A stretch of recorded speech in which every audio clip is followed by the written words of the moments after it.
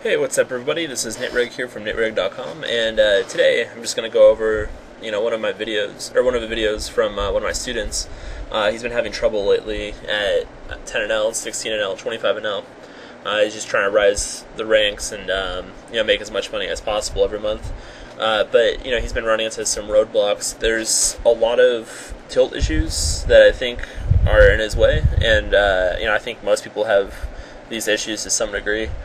I definitely sure did. But mostly I kind of want to talk about these sessions and just the little things that people might not pick up. Mostly because I think people, especially when they're running bad or not doing so well, they'll in their mind convince themselves that they just naturally lose at this game, or they just got all these negative emotions in their head or whatever. But if you look at it purely without emotions and just purely logical, we can see a lot of mistakes that are made.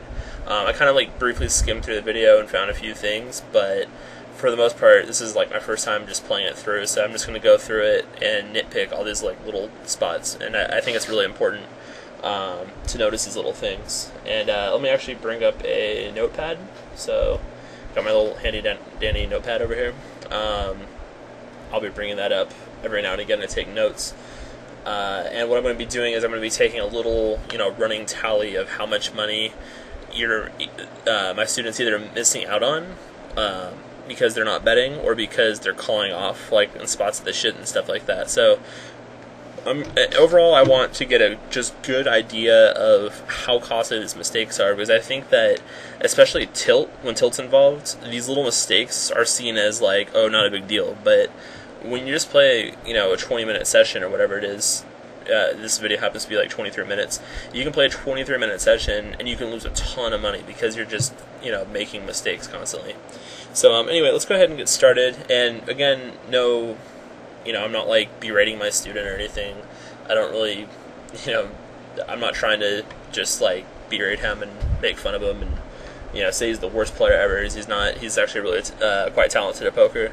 I just want to make sure that he, sees all these little spots, and I think a lot of people are in the same problem. But I definitely was when I came up learning the micro stakes. So anyway, let's go ahead and get started.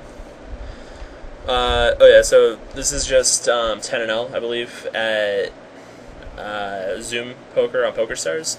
If you guys haven't figured that out, so obviously you haven't played Zoom. It just takes you to a new table, blah blah blah. So it's going to be going kind of fast. I'm going to actually be pausing a lot because there's lots of little spots. I started recording here. Didn't really see what happened with the Queen's hand. With the Ace-King hand, it looks like he opened under the gun and he's just C-betting his flop. It looks very standard. And I think everyone folds in this hand, yep. And all these other hands are folds. The 5-4 offsuit, I mean, there's a guy in the big blinds who we don't really have hands on. Table number 2. We might consider stealing those spots if we know that they're tight over the long run, so just kind of put that in your mind, but I think it's okay to fold there as well. I probably wouldn't just steal against an unknown with just any 2 cards, but I will be stealing a pretty wide range at this limit given how people generally play tighter. So kings on the table number 2 is pretty standard open, hit top set.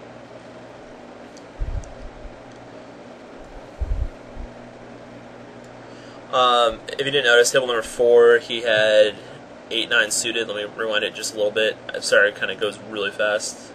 8-9 suited, he could have definitely opened this. For the most part, people played fairly tight. Maybe he didn't open because there's kind of this laggy looking player to his left, but I would probably open up 8-9 suited just because most people just have their auto fold button on. If they see someone raise and they have a marginal hand, they'd just click auto fold and go to the next hand rather than try to force bad hands. But yeah, with this pocket king's hand, I would definitely see bet against this guy. He just looks like a short stack fish so far. I mean, we don't have any stats on him, and some people ask, how do you know if he's good or not? Well, generally, for the most part, no one makes money at poker except for maybe the top, 1 to 5% of players at any limit.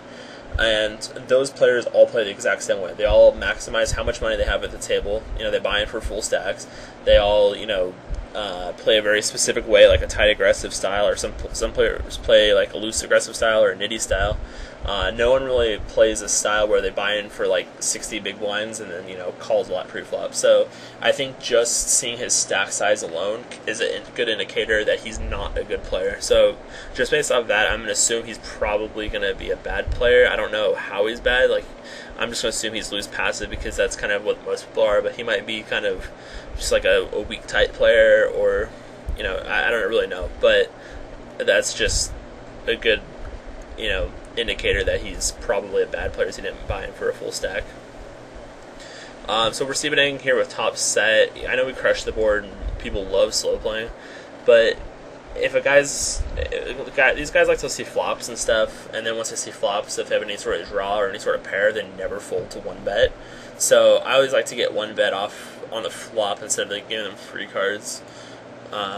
This board isn't quite dry enough for me to check it back. If it was like, I don't know, King 8-2 rainbow or something, I would consider checking that back. But this board, there's a lot of hands in his big blind defending range that would call, like Ace 10, Ace Jack, any King X. Oh, there's one King left in the deck. Any Queen X, 10 Jack, Jack 9. Sometimes like Ace High might call. Sometimes like lower pairs. Any pair would call on this board, I think. Or with most of these bad types of players, they love to appeal with any pair on the flop. So I think that there's actually a decent number of hands that we'll get value out of, but it's very unlikely that we're just going to get his entire stack with top set here. So 8-9 suited in the top left table, number 1. Looks like it was just a limp pot. I'll go back to that in a second. With the kings again, he calls, and so he's obviously going to have some sort of hand, and the 8's kind of good because it might pick him up a few extra draws. If he had like a gut shot or something, he might have, I don't know, he might have like, some bottom end gut shot as well or something now, or a flush draw, or I don't know. It doesn't really help that much necessarily, but it could potentially help him. And I'm a big fan of betting like 90 cents right here and just trying to get him to come along with whatever junk he has. There's no real point in giving him a free card, I don't think. 8-9 suited here is a limp pot. This guy just like limped under the gun, and we have a straight draw and we have a flush draw and a backdoor straight draw. So here, I would probably just limp out, or not limp out. I'm completely stupid today. Sorry, I keep saying the wrong things.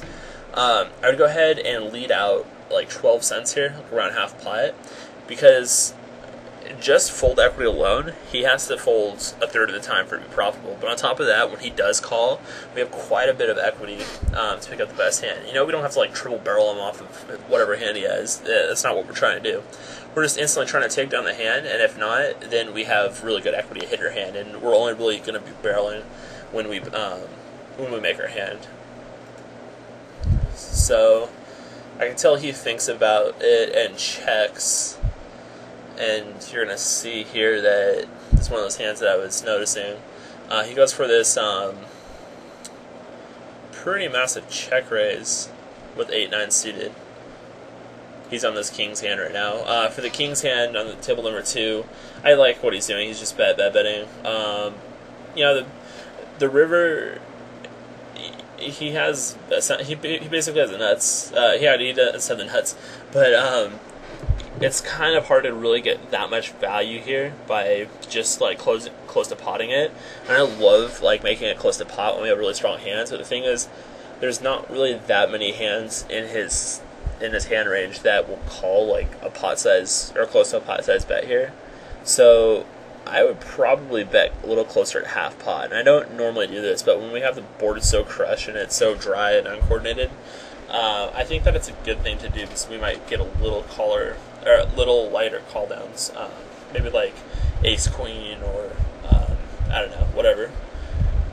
I just feel like when we pot it, we're kind of forcing him to fold because it's going to only leave him with like 10 big blinds left, or 10 or 20 big blinds, whatever. 8-9 suited here, table number 1.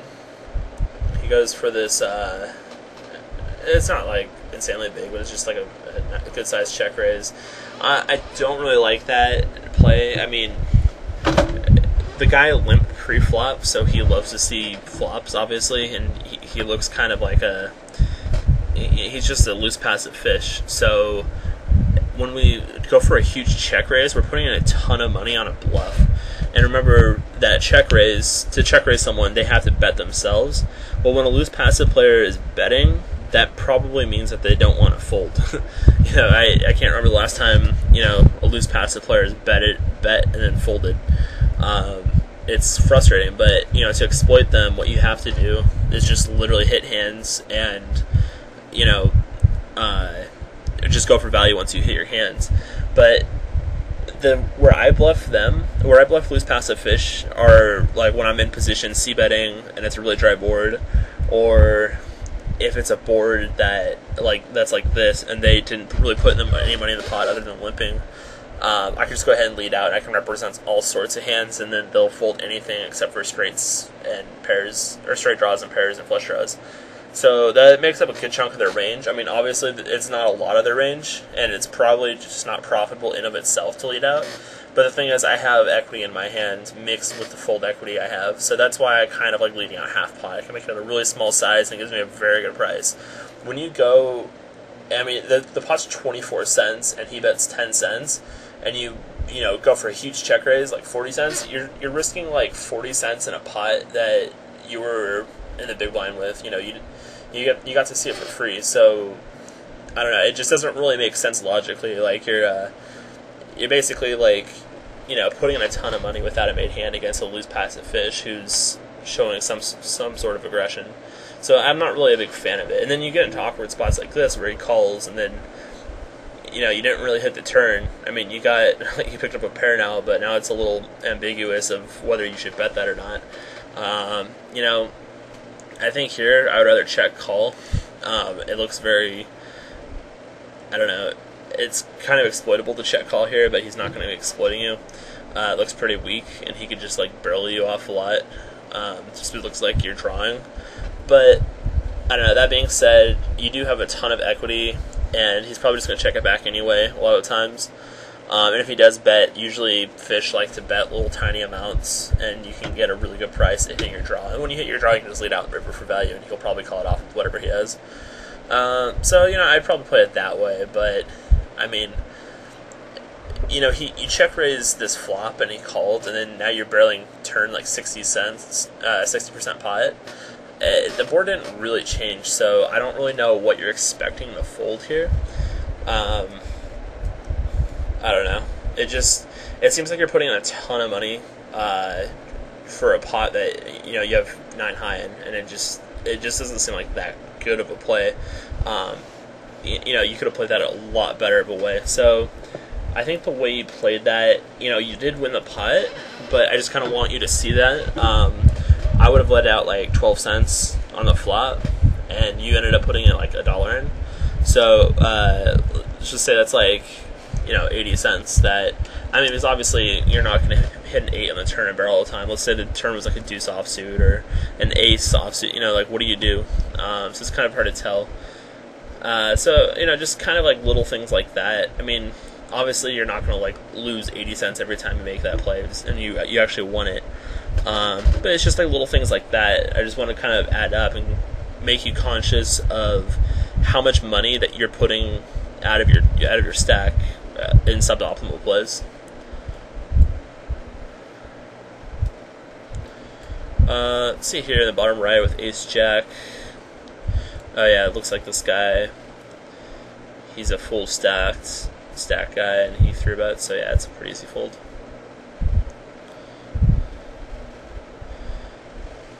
Yeah, it's just turbo folding. I think there's a couple spots here where we could actually steal. I'm trying to, let's see.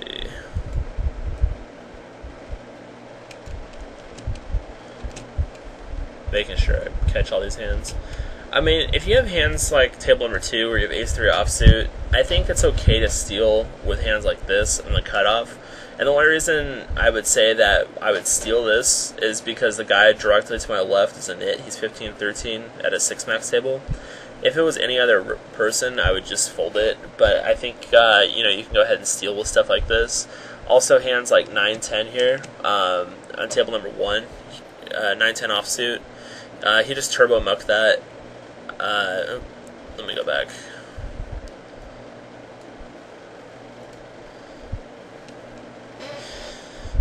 Sorry, the rush thing is... I mean, I can follow it. It's just a matter of when I'm talking and trying to look at other tables at the same time. It's going a little slow. So yeah, like table number 1 here, 9-10 offsuit. You just go ahead and fold that. I mean, if it folds around to you, there's a lot of nits at your table. If you look at these stats, you know, there's 2 kind of reggish-looking players, and the rest are nits. Well, there's a good chance I might just fold around to you, and you can just go ahead and steal. This guy to your left, you have a ton of hands with him, and he plays 10-7 at 6 max. So against a guy like that, I would literally just like min raise with any 2 cards against him. But you don't even get a chance to do that because you just turbo fold. I mean, I kind of see what you're trying to do. You're just kind of folding, you know, marginal hands just all over the place, just because you want to get to those big hands and win big pots. But really, if you look at long-term results, those little like 10-15 cent pots really add up. You know, if you play, you know, I've got I've got one student that plays 90,000 hands of micro stakes a month, and if you consider a 15-cent pot, like, you know, every 50 hands or whatever, I mean, that's even a lot of hands. Like, one orbit's only 6 hands, so let's just say he steals the pot, like, once every other time. So that's every 12 hands, he's getting 15 cents. Well, if you play 90,000 hands in a month, you can really see how that adds up. So don't just fold and think, you know, oh, well, you know, sometimes it might not even get to me, and, you know, even if I do raise, blah, blah, blah, you know, you know, that's an extra 10 cents or 15 cents that you could have picked up. So, you know, just be willing to go for that.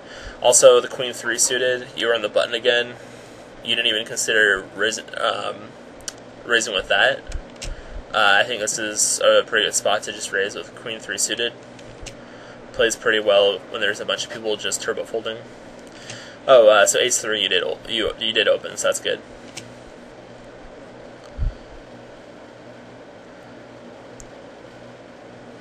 Pocket 6s here, pretty standard open. Table number 1. We also have pocket 6s, table number 3. Table number 1, this flop really sucks, especially when it's multi-way, so I'm just going to give up there. And this guy leads out, so it's a turbo fold. Again, Ace 8, I like this play, and the biggest reason is because the guy to my left has only played one hand yet, so, or one hand so far, so might be a chance he's playing fairly tight. Kings, table forward, pretty standard open.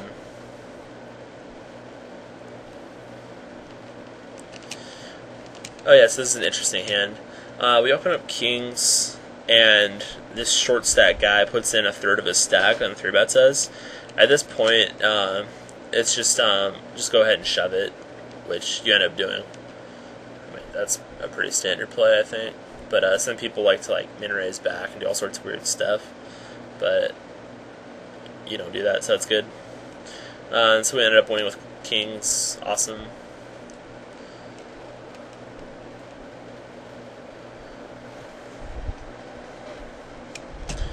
Let me go back here.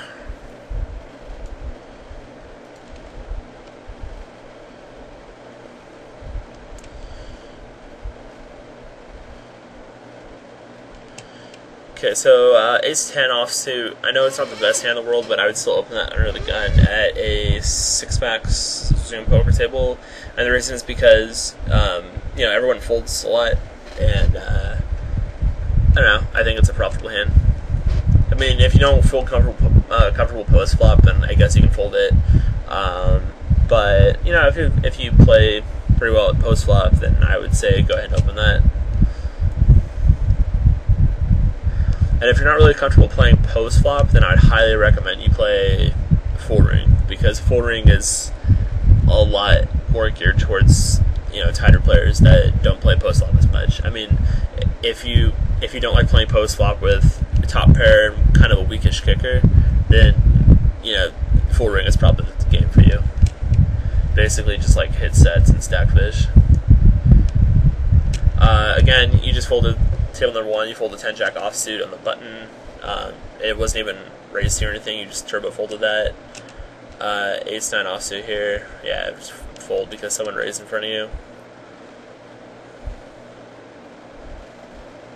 I hope people following along can see these hands. The hands that we're kind of just blowing over are hands that are just really standard. I mean, like, I don't think anyone opens like 3-7 from middle position, so if you do, just pause the video and watch, I guess, but it should be pretty standard not to play those hands.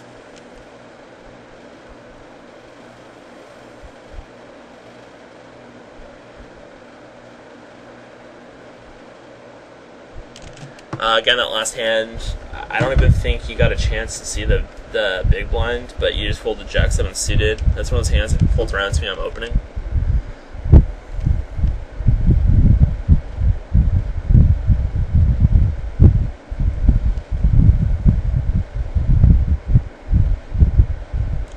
I would highly recommend for these Zoom poker games to never have turbo fold on if you're on the small blind, the button, or the cutoff.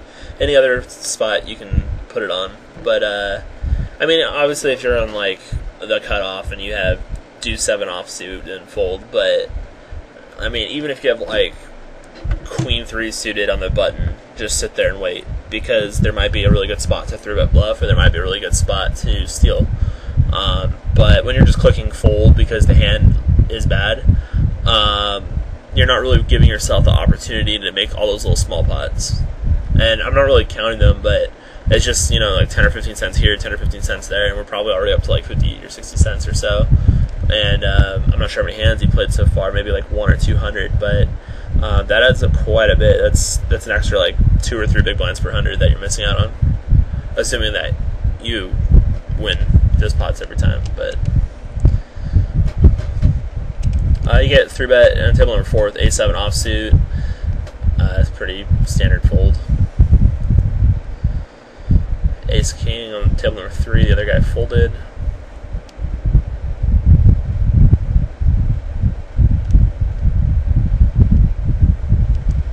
Got a couple playable hands here. Table number 3, Ace Queen is a pretty standard open.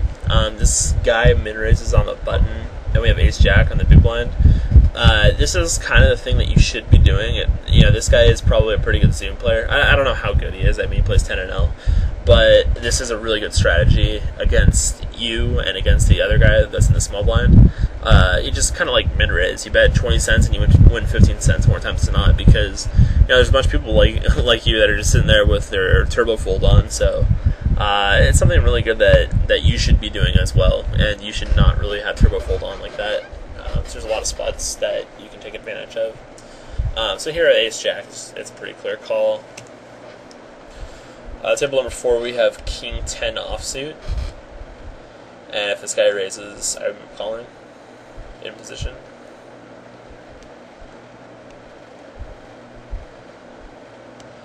Unfortunately, table number 1, this flop really sucks, so we just fold it.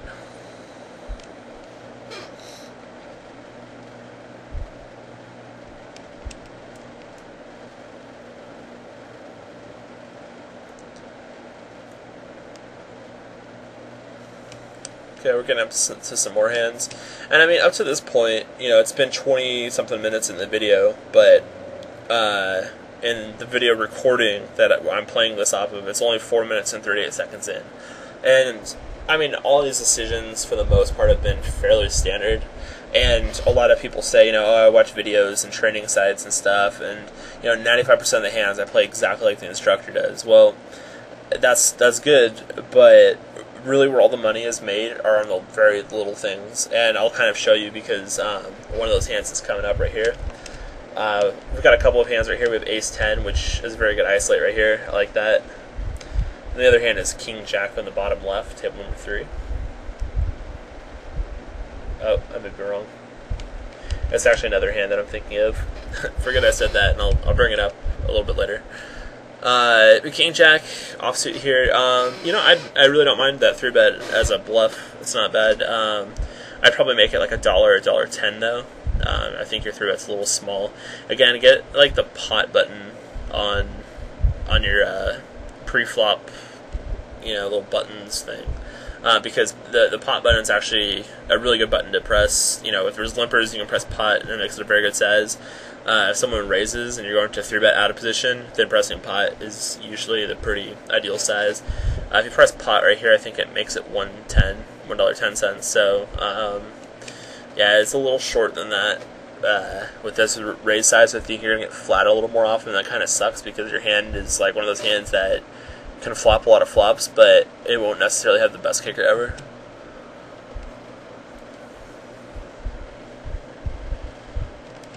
I like your check back with the ace-10 here. It's multi-way and pretty coordinated flop. Tip number 2, we open with king-queen suited. Get everyone to fold, which seems fairly standard. The bottom left table, the guy folded to the 3-bet with king-jack, so that's good.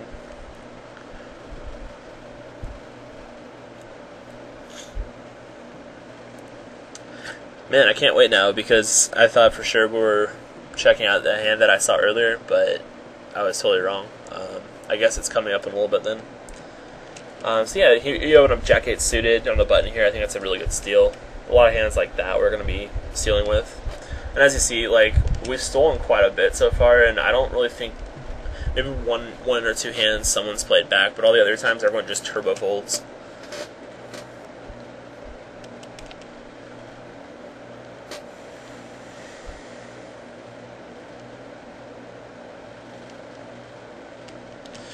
So we open up with ace-10 suited in table number 4 on the bottom right, and we got 3-bet by this guy who looks kind of like a spazzy aggro fish.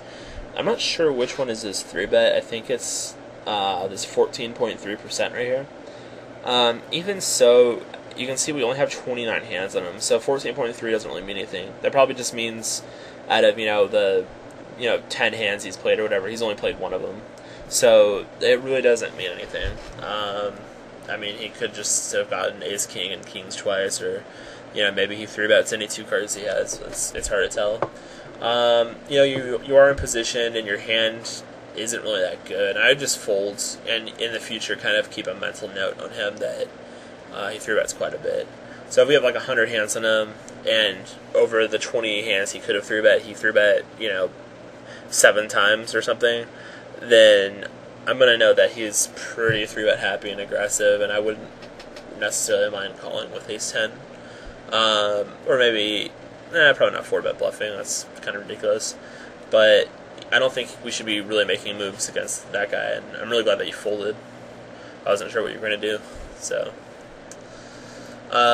ace-10, we go ahead and open here, and on ace-7 8s, two-tone, this guy just leads out pretty big. It's just a pretty straightforward call right here. He could have a lot of draws. He could have all sorts of ace-X's as well. And then he barrels really small in turn, and we pick up an open-end straight draw. I think we have the best hand when he bets a size like that, but the thing is that we can't really raise. I think raising is bad. It might be good if you put him, if you know for sure he has a lot of draws in his range, or weak ace-X's, but we don't. So far we only have 14 hands on him, so this is just going to be one of those spots where I'm just going to basically call down unless the river is like a 10, maybe a 10. I don't know. I'd have to see, just depending on the river.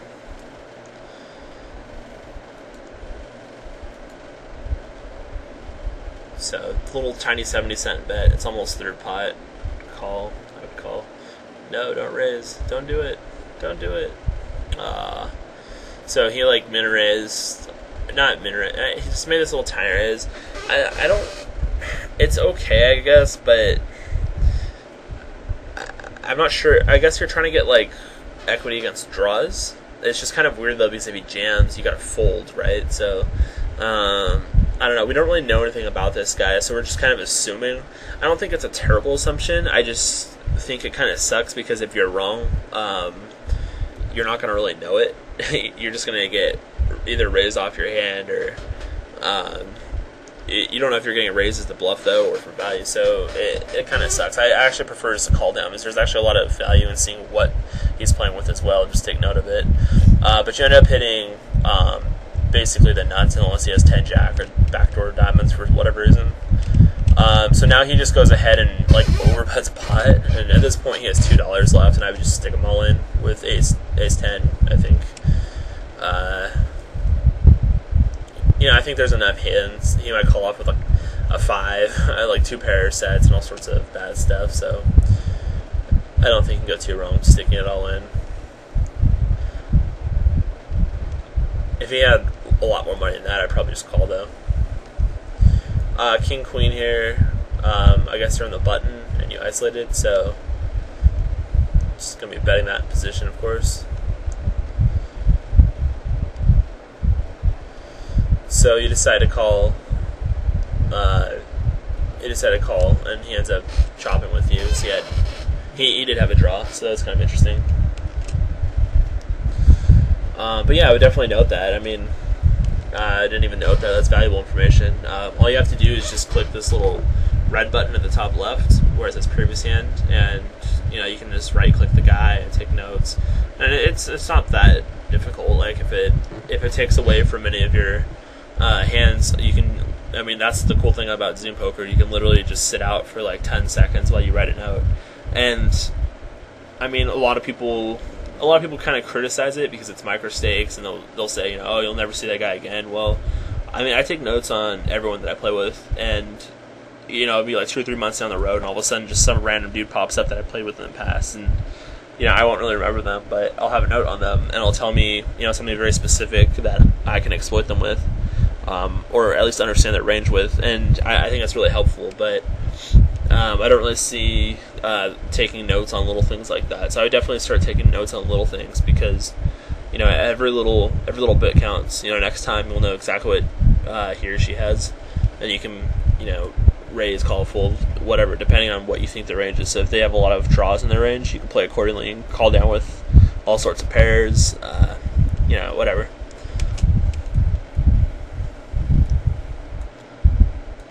Pocket aces, bottom right, pretty clear, just raise it up and make money.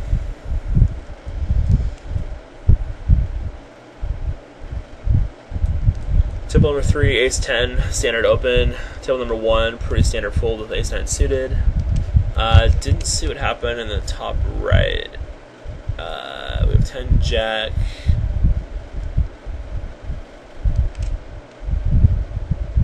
It's like you had turbo fold on. I don't know why I turbo fold 10-jack there. I mean, I didn't really see what the guy's stats were or anything. So it might have been a fold, but it was like you didn't even think about it. You're just like, I'm going to fold this hand, and I never want to play this hand. So I definitely think 10-jack is very playable in a lot of spots. If someone min-raises the button, or if the small blind raises or limps or whatever, you can play that for sure.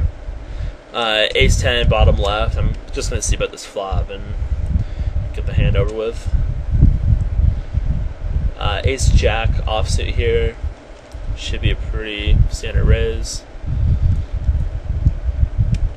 I also like your bet size too on table number 3. I think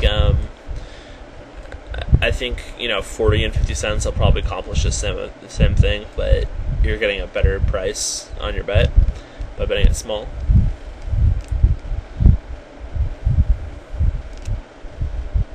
I'd probably bet again on this king turn as well. Oh no, don't check. It doesn't really make sense that he bets there, but I mean, that's a really good card to double barrel. I rarely ever double barrel people that look like they might be fish, but given the way that board looks and all the just like gut shots and whatever hands that they have, I would just go ahead and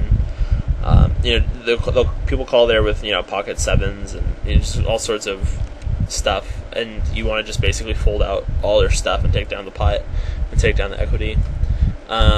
So yeah, I would barrel that turn as well. You could bet like $1 and that would work. Table number 2, we raise pre and we flop second pair top kicker. This guy seems like a fish, so I would definitely c-bet that. I'd bet it like see, this is 86 cents. I'd probably c-bet like 50.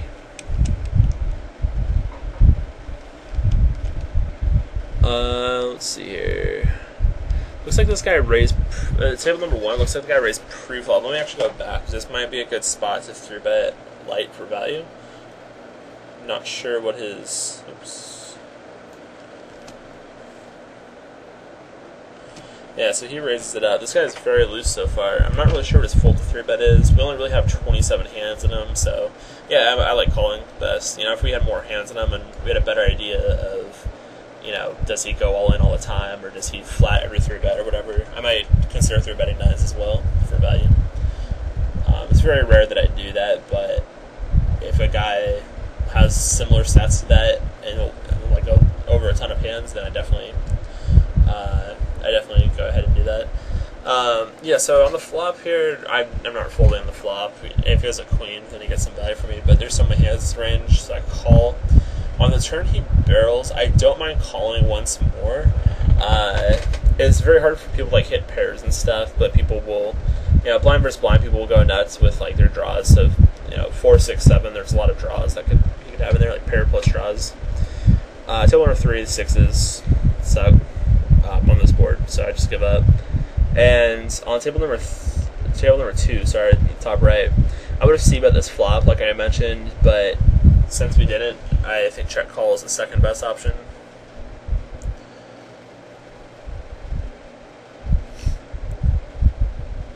So we call, and now it's kind of awkward because we're in this spot where we gotta like bluff catch, when before we were value betting, because there is a lot of stuff in his range. I probably just fold this turn now. It really sucks for us, but I think it's just the spot to fold now.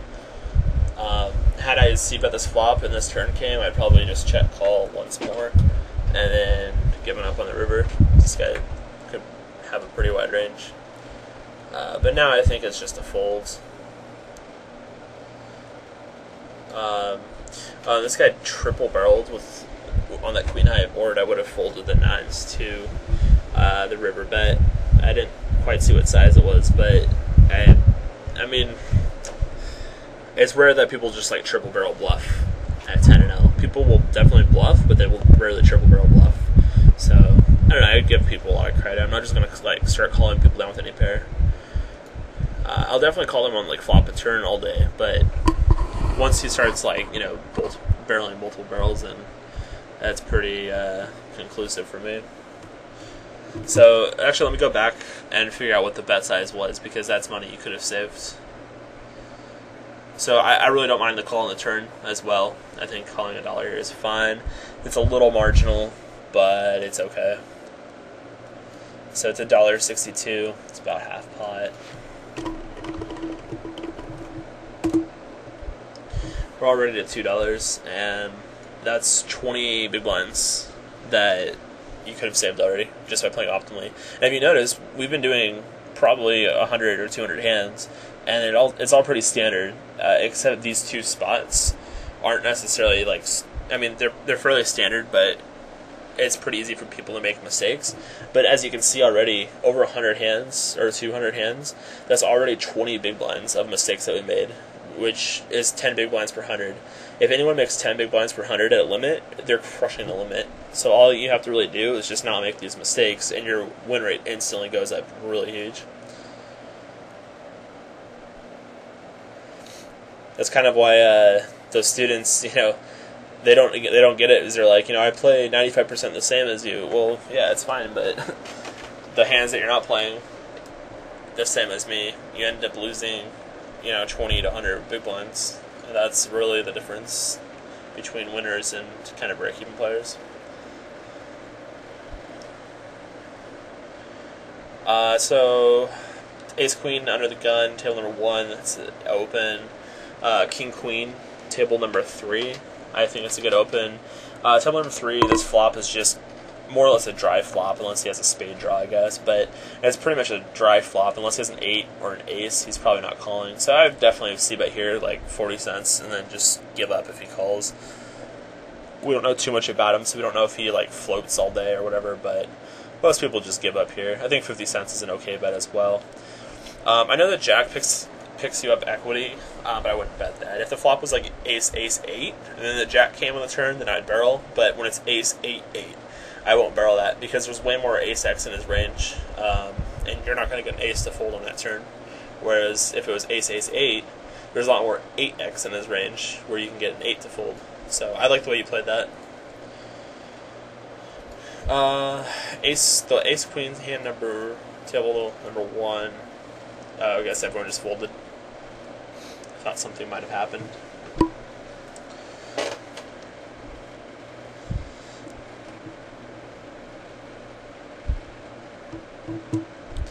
So we open here with 10 jack suited. Again, that's just one of those flops where it's a really good flop to c-bet. I'd c-bet like 40 cents or so with 10 jack suited on table 2. Oh yeah, so he mentioned that he paused the recording and then, you know, restarted it back up. I think he said 2 or 3 times he did that. So that was just one of those times. So I don't know, we didn't really get those spots, and this is just kind of where it came back. But he's in the spot here with the jacks on table number 2. I'm not really sure what happened. It kind of looks like, you know, he called pre-flop to an open instead of like 3-betting. And then he just check called flop, and then probably gonna check called turn.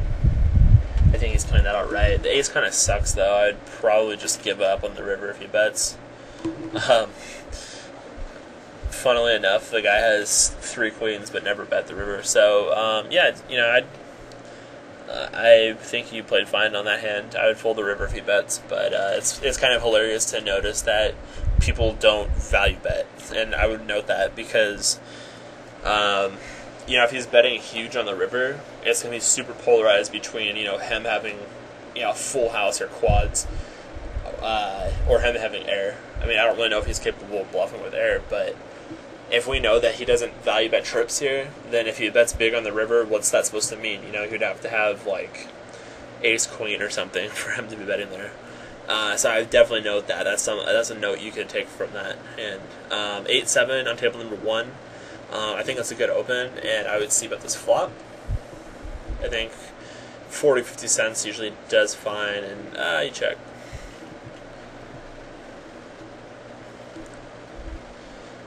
That might be one of those hands where it just happens, where you're not paying attention or whatever. But that's not really an excuse.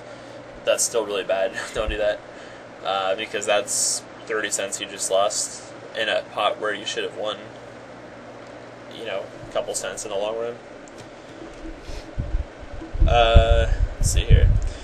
Table number 4, we went ahead and opened 9-10 suited. I think that's fine, and I would c-bet this flop, heads up. And again, we're not c-betting. Why? You gotta c-bet that. That's such a good flop to c-bet.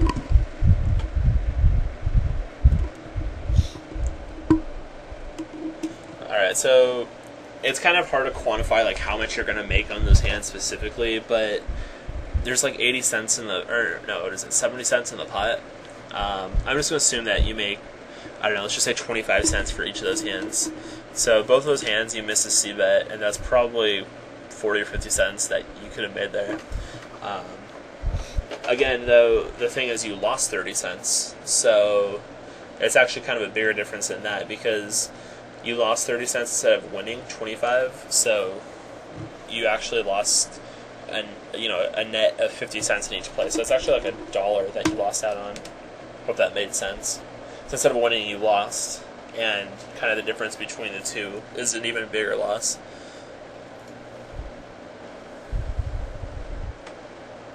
Uh, 9-10 suited here. I think it was the big blind. Let me check. Yeah, the big blind with 9-10 suited. This guy we have no hands on, you know, makes it 4x under the gun, and we flat. I think that's a really bad play. We didn't really put money in the pot. That was just the big blind. So now we're just putting in money, and with these types of hands, you rarely ever flop anything, and whenever you do flop something, it's going to be like a draw. And when you're out of position with a draw, you have to like check call a lot, and you know, check raise with, you know, 10 high, and do all sorts of stuff like that where you're putting in tons of money with no hand. And in general, that's just a really bad play against a guy who seems like he might be tight, but he's under the gun and raising at four big blinds, which I don't know, looks kind of strong to me. So that's definitely a fold right there. He ends up checking back the flop though, which is interesting. This other guy bets though, and I just completely give up here with a 9-10 suited. Looks like we do. So that's something else that I can note. I mean, you could have saved 20 cents there by just folding. It doesn't sound like much, but it's 2 big blinds. That really adds up. You know, 2 big blind per 100 winner is beating the games pretty good. And someone that breaks even. So, Queen 10 suited, I like stealing on the button. This guy, I 3-bets.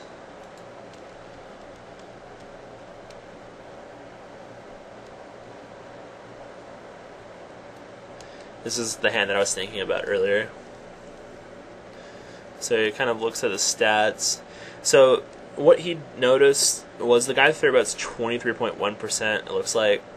But the thing is, that number isn't accurate. I mean, we've only played 31 hands against this guy. So 23.1% could be him like 3-betting, I don't know, twice out of 7 times, whatever it comes out to be. So it's not really definitive that he's, playing back at you all the time or whatever. He might have just picked up aces twice or whatever. So I don't think you need to be defending here. I think it's actually really bad to call there. That's 70 cents that you just put in the pot right now with a very bad hand. And even if he's bluffing, let's think about his bluff range. Let's say he's bluffing with like ace-3 suited. Well, ace-3 suited is actually ahead of your range. If you think about Skolansky's theorem of poker, you're putting in money with the worst hand right now, so it doesn't really make that much sense. Ace-10 on table number 1 is pretty easy fold. But the third table just looks like a spot where, it's just not a good play to make. Of course, this is like the gin flop for you, where you hit top pair, which I don't necessarily know if top pair is a good hand in this spot, but you have an open and straight draw as well. But again, that's really obvious. Like if a 8 rolls off from the turn, you're not going to get this entire stack because it's really obvious that there's a straight out on the board. So this is like the best flop ever, and you're not really guaranteed to make that much money off of it. It's kind of interesting that it checks to you here. Yeah, I like betting this flop. I think he's just going to check fold a lot. He's either going to... I don't know, it's kind of weird because this sort of flop is like a flop that sucks for him if he's bluffing. He's just check folding. But if he's got a really strong hand, he might go for like check call lines with aces or kings sometimes. He's probably going to... He might check call ace king sometimes. But he's definitely going to he might check raise like queens and jacks as well. It's kind of hard to tell. I think betting around a little over half pot is a good thing to do here. He check jams, and I would just fold this.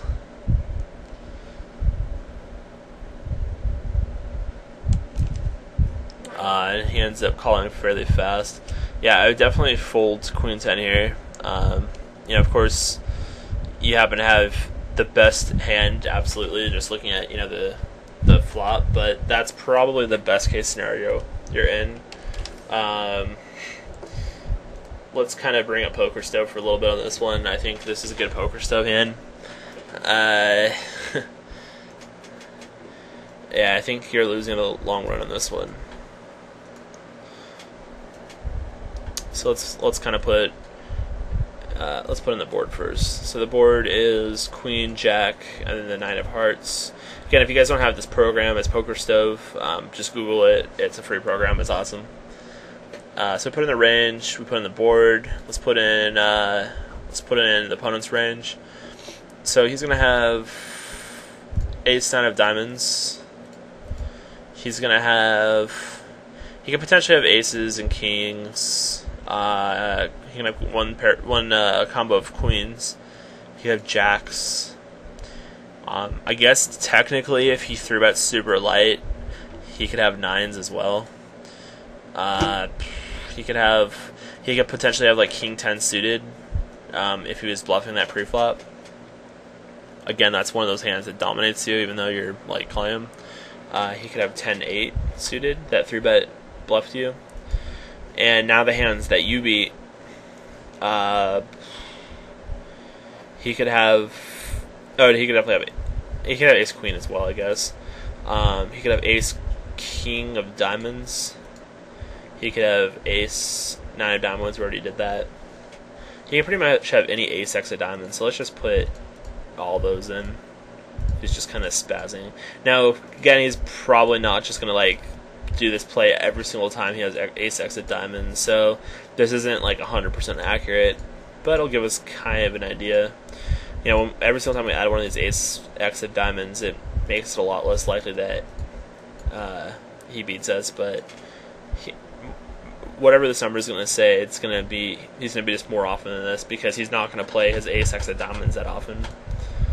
So if we look at it, we only have 35% equity. So the flop was $2. You put in $1.33, and he jams for 10. So you got to put in $8.70, more or less, $8.50, somewhere in that range. You put in $8.50 to win this giant pie. It's just, I don't know. I think it's, I don't think you're getting the odds there. So I would just fold that as much equity as you have. But I don't know. Like I think betting half pot is okay, just because it's kind of a cheap bet that you can get away with. When you start betting a little bit more, it makes it suck, because he's either check folding, he's going to be check folding or check raising a lot. There's even an argument for just checking back the flop, because it's not, your hand's not like super vulnerable or anything. So, you know, maybe if he was like 3-bet bluffing ace jack offsuit, then you can check back flop and then bet turn river for value. You know, I don't really mind either. Like, I think most of the time I'd probably bet the flop though, but definitely when he shoves, I would give that. I mean, the thing is, he will be semi bluffing a lot here, but the thing is, with his semi bluffs, he still has really, really good equity against us, and even the better hand some of the time, such as here. Now, of course, we end up winning, but you know, it's kind of a little results oriented. That's just another one of those spots, though. He had the better hand, and you called off the worst hand, and that was a mistake in of itself, but you ended up winning. So that's one of those hands that you're not going to look back on and think like, oh, I did something wrong, and you know, but you definitely did, I believe. So what was it? It was $8.50 that you had to call off, and you have 35% equity. So let's just say a third of $9, which is $3. That's $6 that you could have saved there by folding in the long run, of course. You ended up making money, so it's a little weird. You know, you make $10 when you should have lost $6. So the queens here, table number 3, we get 3-bet. I think on these spots, it's okay to just go ahead and 4-bet and get it all in here. This is probably the very bottom of my range for doing that, though. So yeah, it sucks because we don't really know his hand history or his range for doing this or anything. I don't know really what's up with the HUD right here.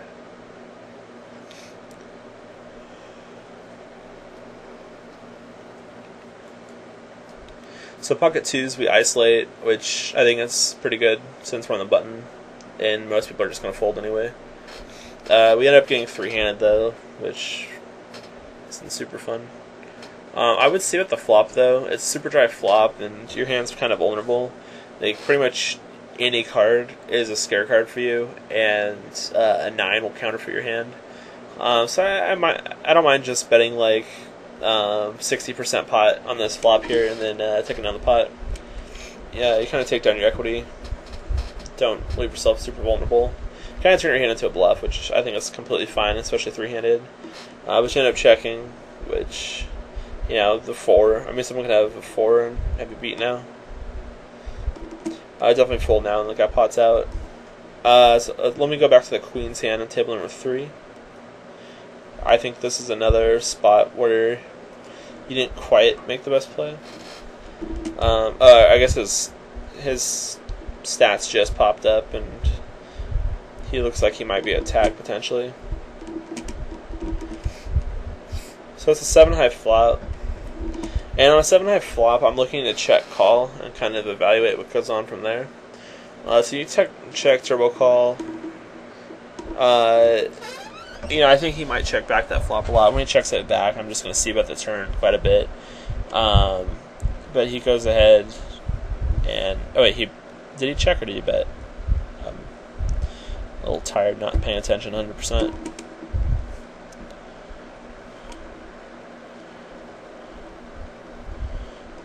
Okay, so you check, he checks. Yeah, when he checks too, I just bet $1 right here and try to get value from ace king or ace queen. That gets curious, flush draws.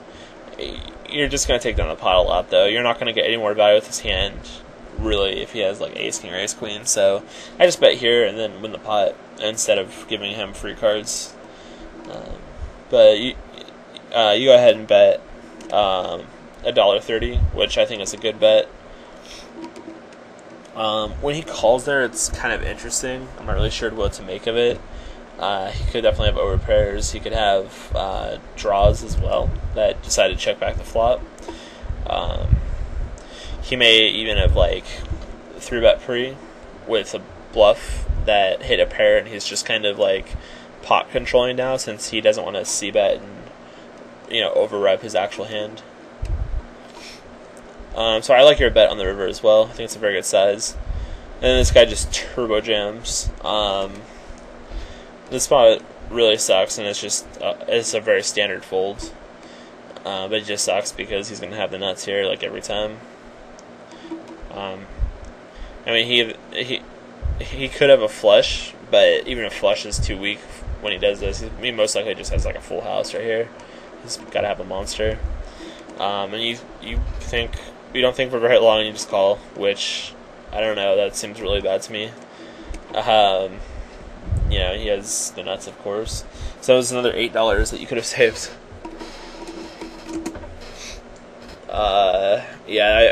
That call was pretty terrible. When people raise on the river, they rarely are ever bluffing. I honestly can't remember the last time someone raised me on the river as a bluff. Queens. When you call with queens here, you don't really beat anything. The only thing you beat are just random pairs, like pocket 8s or pocket 9s or something. But a hand like pocket 8s or pocket 9s isn't shoving over the top of you for value. They fold or call. So when you call here, it's like you're bluff catching. You're literally just like putting them on bluffs. But it's very hard for him to have a bluff here. There's 2 pairs on the board, and there's a 3 flush in, and he's just like shoving it all in. Given that you bet the flop and bet the turn, it's just I can't really see him deciding that this would be a spot to bluff with whatever hand he has. I think at the very least here he has a flush, and even that's a little or that's a little marginal or whatever. Like most of the time, he's just gonna have a full house here at least, if not like quads or something. So I think that was a pretty bad call.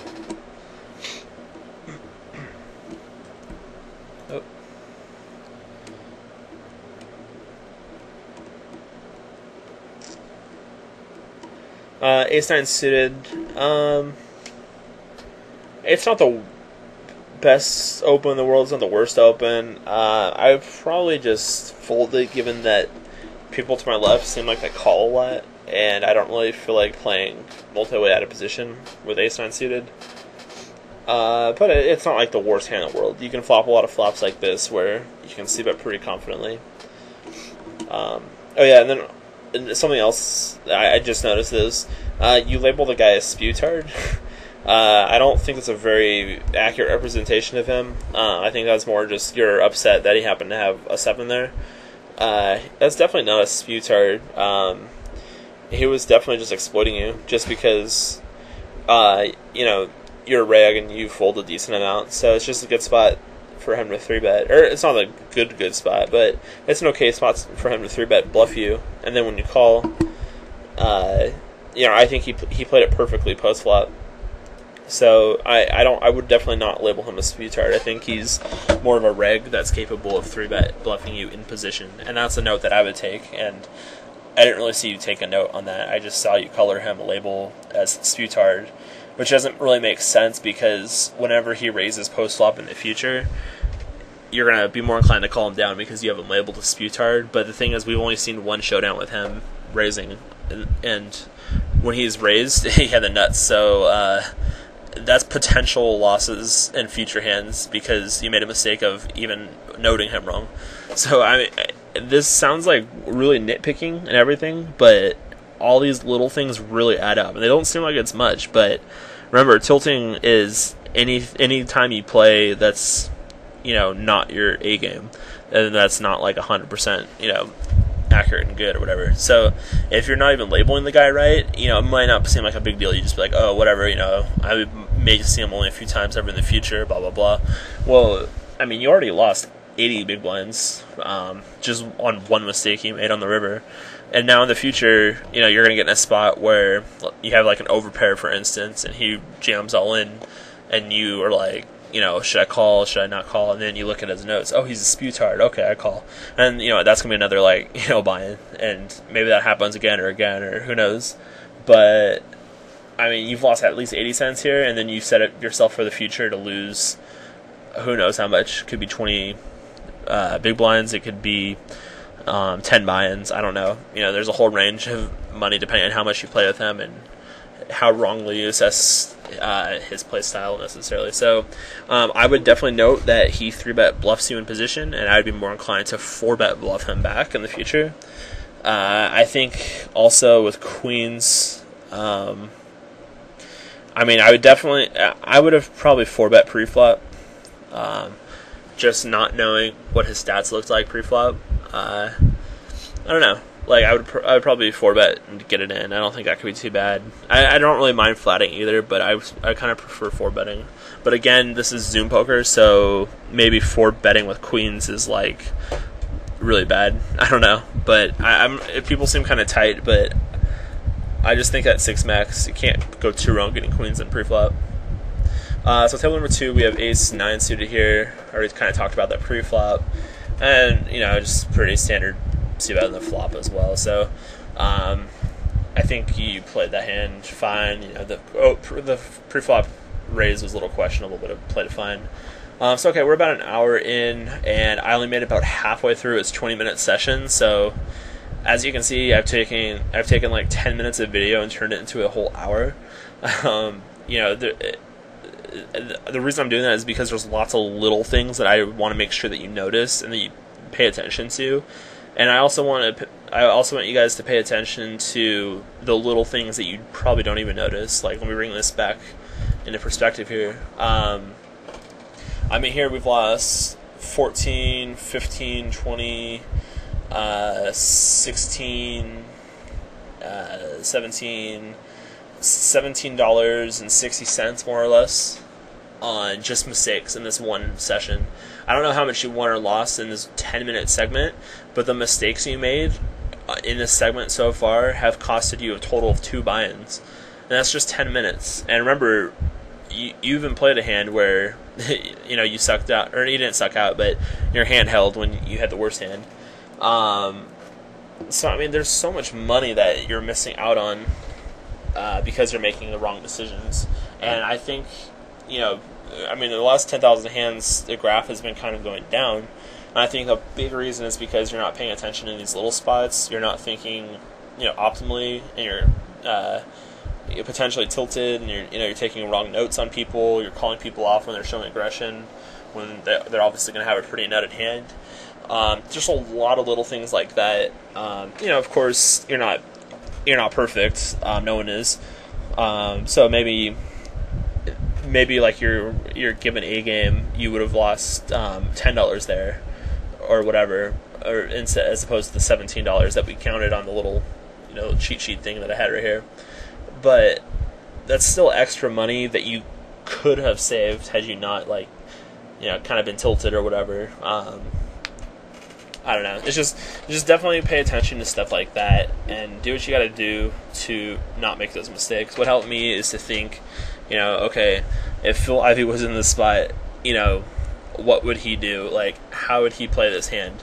And that doesn't mean oh, I saw him once on TV do a huge bluff, blah, blah, blah. No, don't do that. What I'm saying is, if you're chronically losing over the last 10 or 20,000 hands, it's a good indication that you're doing something wrong. and then ask yourself, if you played perfectly, like 100% perfect poker, like you were the Phil Ivey of the micro stakes, you know, how exactly would you play, and what would be different from what you're playing now? And you know, saying I don't really know is not really an excuse, because you can always go back and check out your most won and most lost hands, and you can definitely, I mean, even spots that you aren't sure with, like let's say you're not sure with that Queen 10 hand where you flop top pair in the straight draw. You know, you might not be sure about that hand, whether it's profitable or not, but you can at least, I mean, I showed you can just go on a PokerStars and type it in, and it's pretty obviously not profitable there. It's like you're going to lose 2/3 of the time, and you're calling off, I mean, you only put like $1 into the pot, or $2 in the pot, you got to call off like $8 or something crazy, or $8.50. So, I don't know, it's just, there should be no excuses, and it's kind of, it's, you know, it's really hard. You know, it's hard to know everything about what's good, what's wrong, how to tilt control and all this sort of thing. But all the tools are out there for you to learn. You know, just doing the combo counting, just going through PokerStars, stuff like that. But anyway, I'm gonna kind of get off that rant. I don't want to beat up my student too much. But I want to thank everyone for watching on this YouTube channel. I've got half of this video done, and I'm going to go ahead and do the other half of this video and like a part 2 kind of later on. So thanks guys for watching, and I will see you guys later. Peace.